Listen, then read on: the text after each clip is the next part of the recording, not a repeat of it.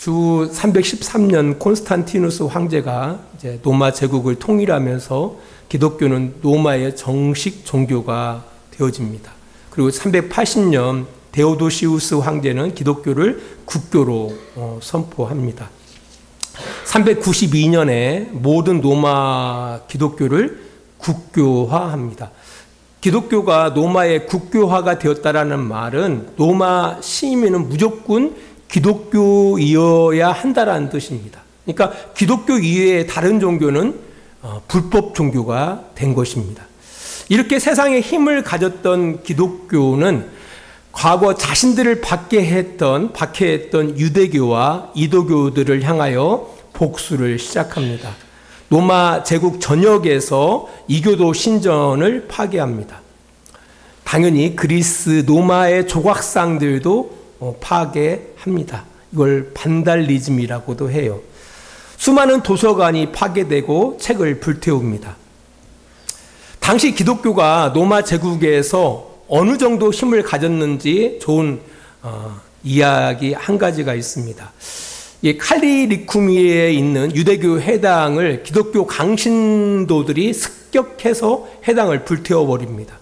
이제 황제는 행정관에게 범인을 처벌하라고 이렇게 명령합니다. 그리고 그 불태워진 그 해당의 복구 비용을 기독교 교구의 비용으로 재건하도록 명령합니다. 그 당시 기독교 교부로 암브로시우스가 있었는데요. 이가 이제 황제에게 항의문을 보냅니다. 내용이 이렇습니다. 이교 신전 재건에 교회 재산을 사용하는 것은 교회를 향한 모욕입니다라는 항의 서한이었습니다. 이제 몇 차례 기독교와 황제 간의 격렬한 회담이 오갔습니다. 결국 황제는 양보합니다. 그리고 이런 칙령을 발표합니다. 그러니까 비기독교인들은 로마의 법을 보호받지 못한다라는 칙령을 내립니다. 무섭죠? 이게. 그래서 우리 성도들은 이렇게 생각해요. 기독교가 세상의 권력을 가지면 그 권력으로 이 세상을 하나님이 기뻐하는 세상으로 만들 것이다라고 생각을 합니다. 그래서인지 세상의 힘과 권력을 구하고 탐하는지도 모릅니다. 그러나 기독교 역사 이래 기독교가 세상의 권력과 힘을 가지고서 하나님의 나라를 이룩한 적은 한 번도 없었습니다. 오히려 기독교가 세상의 권력과 힘을 가졌을 때 오히려 더 많은 차별과 배제가 있었습니다. 또 수많은 무고한 사람들을 고통으로 내몰았습니다. 생각해 보면은 교회도, 기독교도 세상과 마찬가지로 결국은 사람들에게 악 영향을 끼치더라는 겁니다. 이것이 기독교 역사가 우리에게 주는 소중한 교훈입니다. 반면 기독교가 세상에 가장 선한 영향력을 끼칠 때가 있었습니다. 그것은 기독교의 심각한 그런 고난과 박해 속에서도 기독교의 신념과 가치, 또한 하나님의 정의와 이웃사랑, 또 인간 존엄성의 가치를 강조할 때 기독교는 세상에 가장 선한 영향력을 끼쳤다라는 겁니다. 이것은 초기 기독교 역사가 우리에게 말해주고 있고요.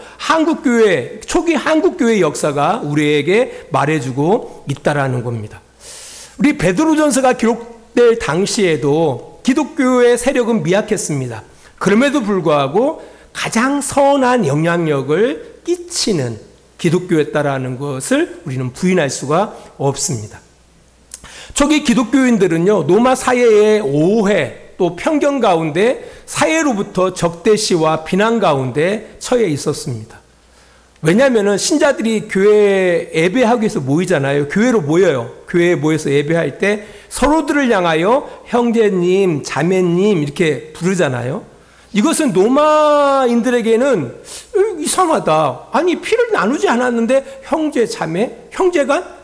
그리고 어떤 신을 향해서 다 아버지라고 이야기하잖아요. 그러니까 이게 좀 약간 문란한 그런 집단인가 보구나라는 인상을 주었다라는 겁니다. 또 그 당시 교회 공동체는 그러니까 몰래 보였거든요. 드러내놓고 모였던 곳이 아니라 몰래 몰래 모이다 보니까 그렇게 비춰졌을 겁니다. 또 한 가지, 그 당시 초기 교회 공동체 가운데 모일 때마다 그 성찬식을 했거든요. 피와 살을 기념하는 예수님의. 이런 성찬식은 그 로마 사회에서 바라봤을 때, 아, 이들이 식인 풍습이 있는가 보구나 라는 그런 생각을 갖게 했다라는 겁니다. 사람들을 먹는다. 또 당시 로마 황제를 신으로 숭배했던 그 문화 속에서 기독교인들도 역시 그걸 거부했습니다. 유대인들도 마찬가지고 기독교인들도 그들에게는 하나님 한 분밖에 없잖아요. 그래서 그들을 거부했거든요. 이로 인해서 로마 사회에는 이 기독교라는 이 종교는 이 로마 제국의 안녕에 유업하는 그런 단체라는 생각을 하게 했다라는 겁니다. 이제 그러다 보니까 사회 속에서 기독교가 많은 적대시와 괴롭힘을 받았던 겁니다. 이 베드로서가 전달되어졌던 그 시기에 터키의 서부와 북부에서 신앙 공동체를 이루던 기독교인들도 이런 로마 사회로부터의 그런 적대시와 괴롭힘을 받고 살고 있었다라는 겁니다. 이런 편견과 애곡으로 인하여 고통 가운데 있는 그 교회 공동체와 성도들을 격려하고 위로하기 위해서 이 베드로서가 보내지는 겁니다. 사실 지금 교회와 성도들은 예전보다 더 어려운 시기를 우리가 보내고 있습니다. 왜냐하면은 예전보다 지금 훨씬 많은 교회와 성도들이 있잖아요. 근데 세상에서는요, 그 교회와 성도들을 요즘은 기피의 대상으로 보고 있다라는 겁니다. 왜 기피의 대상으로 바라보느냐라고 할 때, 이 교회라는 곳이 성도들이 사회에 많은 좋지 않은 무리를 일으키고 있다라고 생각하고 있기 때문입니다. 이제 실제적으로 그래요. 실제적으로 너무나 많은 교회들이, 너무나 많은 성도들이, 생각보다도 너무나 많은 교회와 성도들이 사회적으로 많은 무리들을 일으키고 있기 때문에 세상 사람들, 사회, 우리가 살아가고 있는 이 사회 속에서 교회와 성도들을 기피의 대상으로 보고 있다라는 겁니다.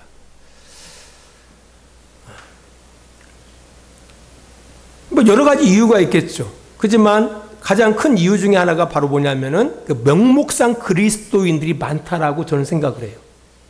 그러니까 실제로 거듭나지 않고 세상의 가치관 그대로 살아가는 그런 교회들과 성도들이 많기 때문에 그렇지 않나라는 생각을 하게 되어집니다. 어떤 데이터를 바라보면은 그 명목상 기독교인들이 한 3분의 1 정도 추정하고 있지만 저는 개인적으로 한 10분의 9 정도는 명목상 기독교인들이 아닌가라는 생각을 저는 그렇게 갖고 있습니다. 근데 그럼에도 불구하고 이제 분명한 사실이 있어요. 드러나지 않지만 그리스도의 삶을 살아가는 성도들이 있다라는 거예요. 가정에서, 직장에서, 모든 삶의 영역 속에서 썩어지는 미랄로 자기를 부인하고 자기 십자가를 지고 살아가는 성도들이 있다라는 거예요. 이 사람들에게는요, 더 큰 어려움이 있다라는 거예요. 그러니까 명목상 기독교인들에게는 어려움이 없어요. 이 땅 살아가는데 아무 어려움이 없습니다. 아무 어려움이 없어요. 하지만 중요한 것은 이런 세상에서 교회에 대해서, 교회를 기피의 대상으로 바라볼 이런 세상 가운데에서 명목상 그리스도인이 아니라 정말 거듭나서 하나님 나라의 가치관을 가지고 이 땅에 썩어지는 미달로 또 자기를 부인하고 자기 십자가를 지고 묵묵히 살아가는 이들한테는요, 더 어렵다라는 거죠. 더 큰 어려움이 있다라는 겁니다. 첫 번째는 바로 뭐냐면은 세상의 적대와 고난을 넘어야 돼요. 그걸 견뎌야 합니다. 두 번째는 바로 뭐냐면은 한국 교회 안에 교회가 세속됨으로 인한 어떤 편견과 왜곡을 넘어야 한다라는 거예요. 예, 교회 안에 그 세속되어진 이 교회로 인한 그 장벽들이 있거든요. 그것을 견디지 않으면 신앙을 지켜나가기가 어렵다라는 겁니다. 사실 이 베드로서는 그들에게 세상의 편견과 애곡 속에서 고통당하는 성도들, 또한 한국 교회가 세속화되어지면서 세속되어진 이 교회와 성도들의 그 장벽을 그들로부터 오는 그 어려움들을 극복해 나가는 그 성도들에게 위로와 격려가 되어지는 서신이라고 저는 생각합니다. 그러니까 애매하게 고난당하는 성도들을 위해서, 내가 의롭게 살아가지만 그럼에도 불구하고 고난당하는 성도들을 위해서 격려하는 서신서가 바로 이 베드로서다. 이 사실을 우리가 전제하면서 말씀을 보았으면 좋겠습니다. 우리 베드로전서 2장 18절로 20절입니다.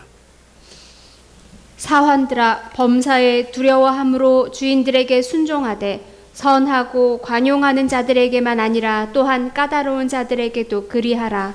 부당하게 고난을 받아도 하나님을 생각함으로 슬픔을 참으면 이는 아름다우나 죄가 있어 매를 맞고 참으면 무슨 칭찬이 있으리요.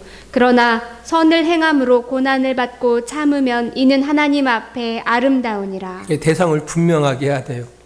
우리가 부당하게 살아가지고 고난당하는 것, 그 사람들을 위해서 위로하고 격려하기 위해서 이 서신서가 보내지지 않는다라는 겁니다. 대충 일하면서 이런 사람들을 위해서 이 서신서가 전달되지 않는다라는 겁니다. 죄가 있어 매를 맞는 사람들에게 이 서신서가 전달되지 않는다라는 겁니다.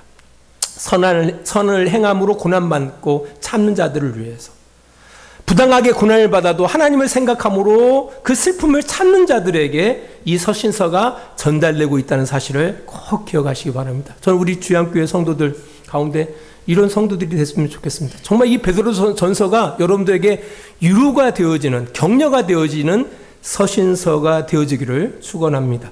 먼저 베드로는요, 성도들이 흩어진 나그네로 살게 된 것이 하나님이 성도들을 그렇게 선택했기 때문이라고 말합니다.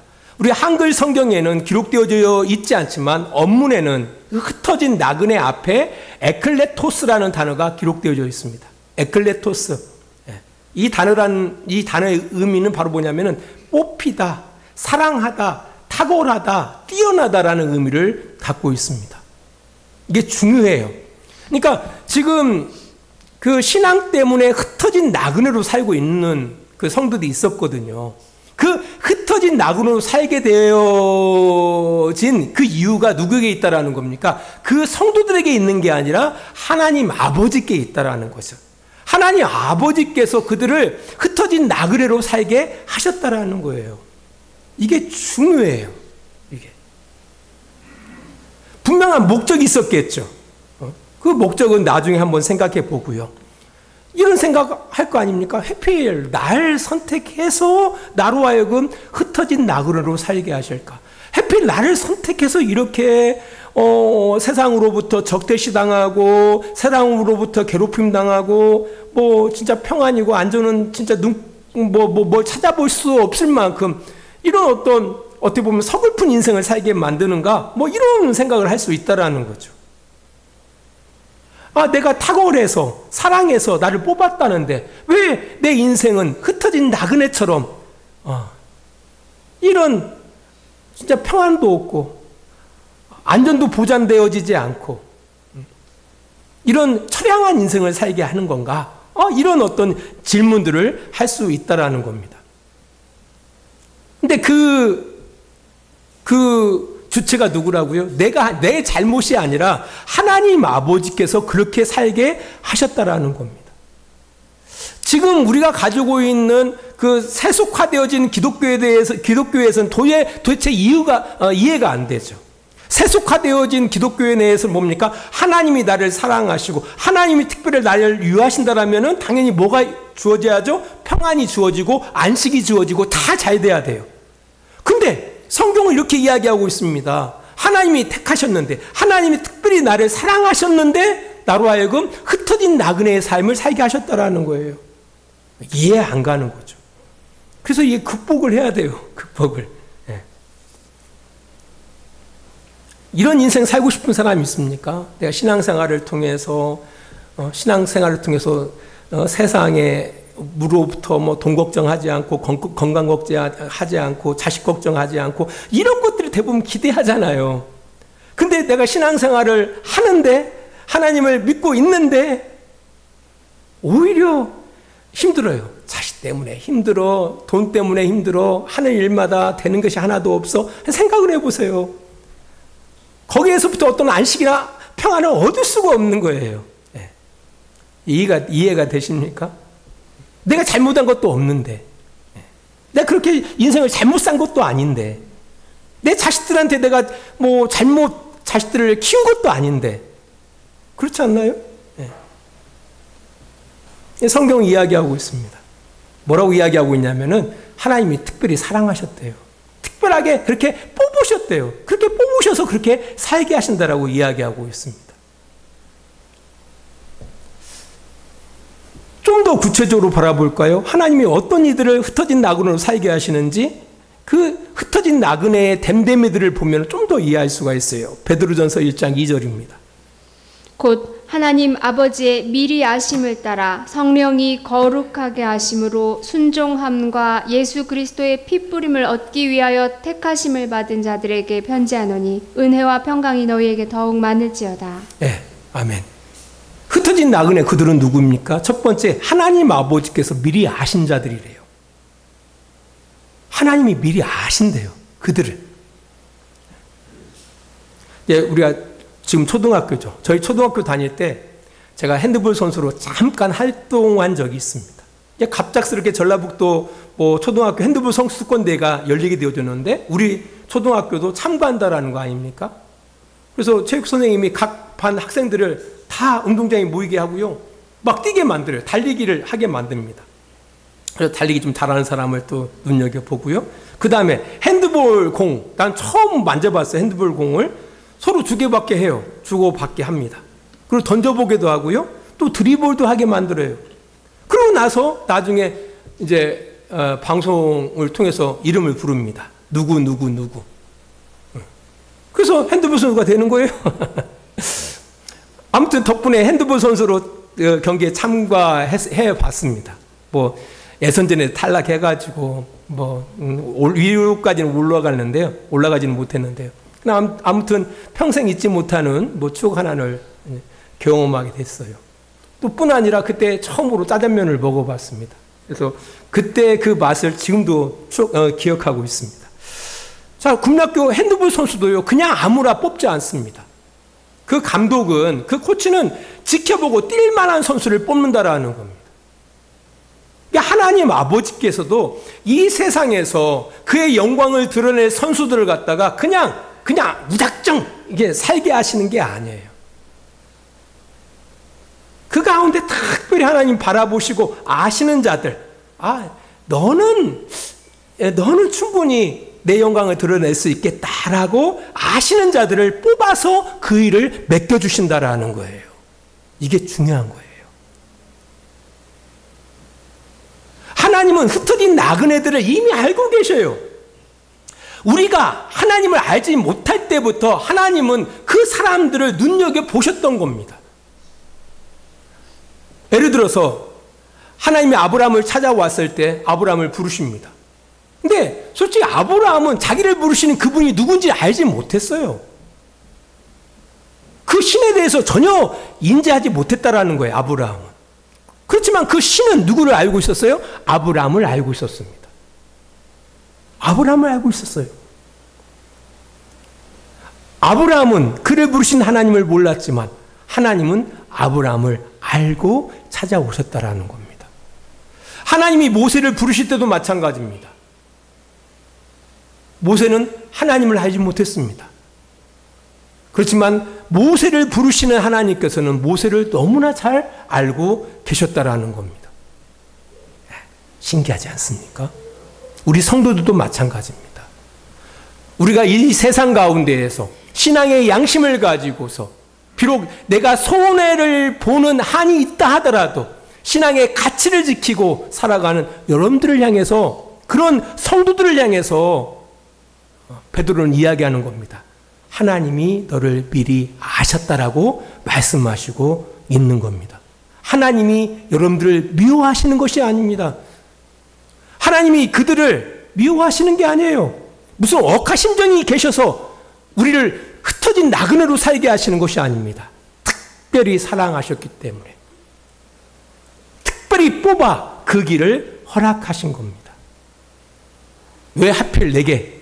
라고 절규하겠지만 분명하게 말씀드릴 수 있는 사실은 하나님은 여러분을 너무나 잘 아시기 때문에 흩어진 나그네의 인생으로 여러분들을 인도하시고 있다는 사실을 기억하시기 바랍니다. 두 번째 이유가 있어요. 이 댐댐이.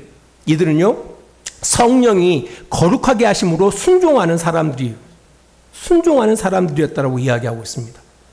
성령에 의해서 태어나고 성령의 인도하심 가운데 순종하는 사람들이었다라는 겁니다. 우리가 아브라함의 인생을 바라보면요, 많은 우여곡절들이 그 아브라함에게 찾아왔습니다. 좋은 일만 있었던 것이 아닙니다. 진짜 어려운 일들도 많이 있었어요. 근데 신기한 것은 아브라함이 다시 돌아가지 않습니다.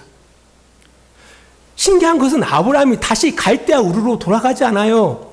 자기 떠나왔던 곳으로 돌아가지 않습니다.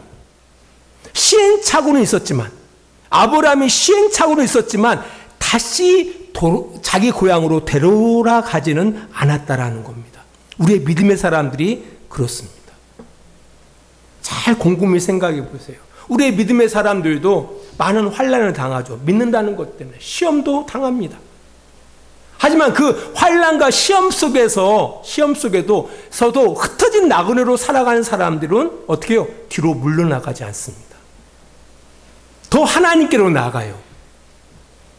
여러분 그런 거 못 느끼십니까? 하나님께로 더 나가더라는 겁니다. 뒤로 물러나가질 않아요. 앞으로 가지. 하나님께로부터 나아가지 하나님으로부터 멀어지지를 않더라는 겁니다. 신기한 겁니다. 우리 히브리서 10장 38절로 39절입니다.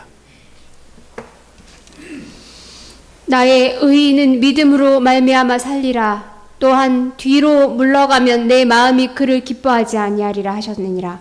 우리는 뒤로 물러가 멸망할 자가 아니요 오직 영혼을 구원함에 이르는 믿음을 가진 자니라. 예, 바로 이런 사람들이에요. 이걸 하나님께서 아시기 때문에 우리를 흩어진 나그네로 살게 하시는 겁니다. 아무리 세상살이가 힘들어도 우리를 부당하게 고난 가운데 우리를 내몰아도 우리의 신앙의 양심이 그 하나님을 포기할 수 없는 겁니다. 바로 그런 사람들인 겁니다. 세 번째로 그들의 댐댐을 바라보면요, 예수 그리스도의 핏부림을 받은 사람들입니다. 예수 그리스도의 핏부림을 받은 사람들이다라는 것은 예수 그리스도의 새 언약의 백성으로 살아가는 사람들이라는 겁니다. 히브리서 9장 15절 말씀입니다. 이로 말미암아 그는 새 언약의 중보자시니 이는 첫 언약 때에 범한 죄에서 속량하려고 죽으사 부르심을 입은 자로 하여금 영원한 기업의 약속을 얻게 하려 하심이라. 우리가 이 내용이 참 너무나 방대하기 때문에 오늘 설교 시간에 그걸 다 설명하기는 어려운데요. 여기서 핏부림이라는 것은 예수님을 통해서 언약의 보증으로 도장 찍은 사건이거든요. 하나님께서 예수님의 십자가의 그 보혈을 통해서 도장을 찍어 주셨다라는 겁니다. 예수 그리스도를 믿는 모든 성도들을 향해서 너는 내 백성이다. 넌 백성이다. 라고 도장 찍은 사건이에요. 그리고 우리도 하나님 앞에 도장 찍은 겁니다. 우리 예수 그리스도와 함께 하나님의 백성으로 살아가는 거죠. 하나님의 백성으로 살아가는 겁니다. 우리 꼭 이스라엘 백성들이 출애굽한 이후에 시내산에서 언약식이 이루어지거든요. 우리는 하나님의 말씀대로 살겠습니다. 이스라엘 백성들은 그렇게 언약합니다. 그리고 하나님께서는 뭐라고 그들에게 언약하냐면 내가 너희들의 삶을 책임지겠다라고 언약하셔요. 그리고 이 언약식이 뭐에 의해서 맺어지냐면은 그 피에 의해서 맺어지는 겁니다. 이게 하나님의 말씀대로 살겠습니다. 하나님의 백성으로 살겠습니다. 라는 그런 의미가 여기에 담겨져 있는 겁니다. 예수 그리스도의 피 뿌림을 받은 사람들이다. 그 사람들이 비로소 어떤 사람들이라는 겁니까? 하나님의 말씀으로 살아가는 사람들이었다라는 겁니다. 이런 사람들이 바로 흩어진 나그네였다라는 겁니다.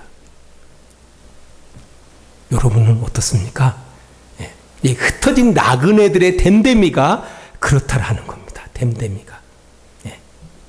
이제 그렇다고 해가지고 너무나 의기소침할 것은 아닙니다.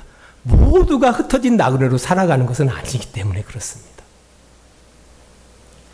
그러니까 흩어진 나그네의 삶을 살아가야 돼요. 하지만 그렇다 해서 모든 사람이 흩어진 나그네로 살아가는 것은 아닙니다. 그 가운데 흩어진 나그네로 살아가는 사람들이 있다라는 거죠. 우리 교회 안에도 그런 분들이 계실 겁니다. 적어도 이런 마음속에 내가 그런 삶을 살고 있다라고 생각한다라면은 그 다음 구절이 아주 중요한 구절이 이제 기록되는 겁니다. 베드로전서 1장 3절입니다. 우리 주 예수 그리스도의 아버지 하나님을 찬송하리로다. 그의 많으신 긍휼대로 예수 그리스도를 죽은 자 가운데서 부활하게 하심으로 말미암아 우리를 거듭나게 하사 산 소망이 있게 하시며. 아멘. 뭐라고요? 만약 우리가 흩어진 나그네로 지금 살고 있단다라면은 내가 부당하게 고난당하고 내가 부당하게 적세시당하고 내가 부당하게 억울함을 당하고 있단다라면은 그러면서도 불구하고 내가 신앙의 양심을 따라서 내가 애쓰고 있고 고통당하고 있고 그렇게 살고 있단다라면은 어떻게 하라고요? 주 예수 그리스도 아버지 하나님께 찬송해야 한다라는 거예요. 그것은 우리가 하나님을 향하여 왜 하필 나를 택하셔서 하필 나를 사랑하신 다음에 왜 이런 흩어진 나그네의 인생을 살게 하십니까? 이게 아니라 하나님 아버지께 찬송해야 한다라는 거예요. 찬송. 그건 하나님 앞에 찬양의 제목이 된다라는 거예요. 왜요? 왜? 살아있는 소망을 가진 자의 증상이기 때문에 그렇다라는 겁니다.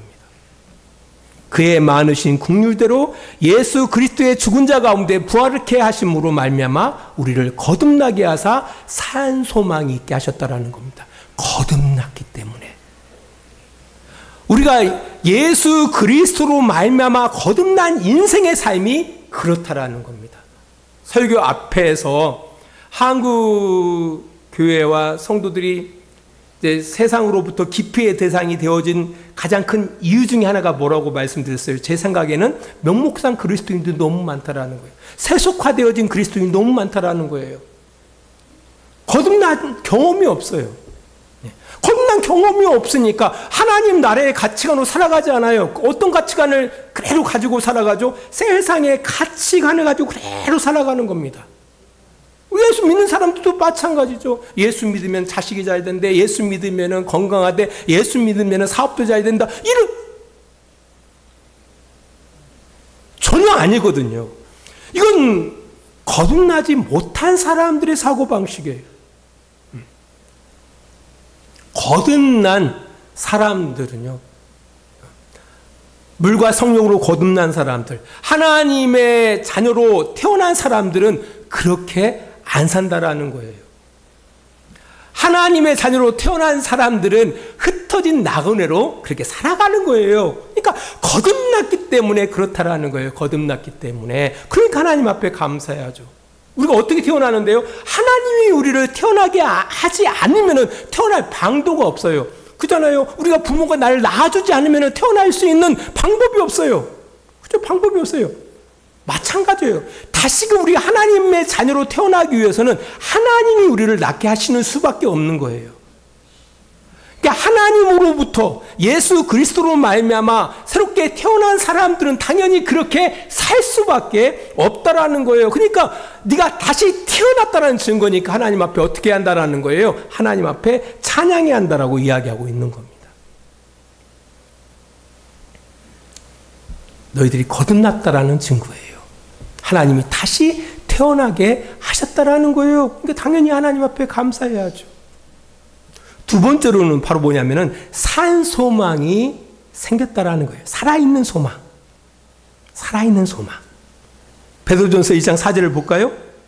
썩지 않고 더럽지 않고 쇠하지 아니하는 유업을 잊게 하시나니 곧 너희를 위하여 하늘에 간직하신 것이다. 여기에 썩지 않고 더럽지 않고 쇠하지 아니하는 유업이라는 것은 뭡니까?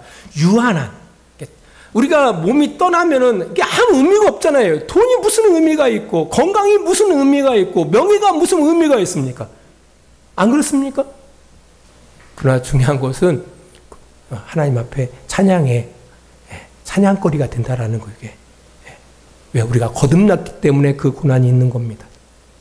우리에게 산 소망이 있기 때문에 그 고난이 있는 겁니다. 예수님께서도 그 고난을 통해서 그 영광의 자리까지 이른 겁니다. 우리에게도 같은 고난이 있다는 사실을 기억하고 포기하지 말고 끝까지 우리의 신앙의 양심을 지키면서 우리의 신앙의 길, 그 흩어진 나그네로서의 삶의 길을 걸어가시는 우리 주양교회 성도들이 다 되시기를 바랍니다. 기도하겠습니다. 하나님 아버지 감사합니다. 우리가 흩어진 나그네로 부름을 받았음을 기억하기를 원합니다. 그것이 피부로 느끼는 성도도 있을 것이고 그렇지 않은 성도도 있을 겁니다. 그럼에도 불구하고 혹시라도 우리가 예수 그리스도를 믿는 것으로 인하여 억울하게 애매하게 고난당하고 있는 성도들이 있단다면 오늘 말씀을 통하여 용기를 얻게 하시고 유를 얻게 하시고 우리가 낙심하지 않게 하시고 오히려 오늘 말씀을 통해서 위로받고 용기를 얻어서 우리에게 주어진 그 믿음의 그 경주를 끊임없이 해나가는 우리 주양교회 성도들이 되어질 수 있도록 주님 도와주시옵소서. 예수님 거룩하신 이름으로 기도합니다. 아멘. 사랑하시는 우리 아버지 하나님의 그 크신 사랑하심과 예수 그리스도의 십자가의 은혜하심과 성령의 감화와 감동과 지키시고 인도하심이 오늘 살아가는 우리 성도들이 흩어진 나그네로 살아가고 있음을 기억하게 하시고 우리의 삶의 전 영역 속에서 하나님 나라의 그 가치관을 가지고 성실하게 신앙의 양심을 따라 살아가는 우리 주양교회 모든 성도들이 되어지기를 예수 그리스도의 이름으로 간절히 축원하옵나이다. 아멘.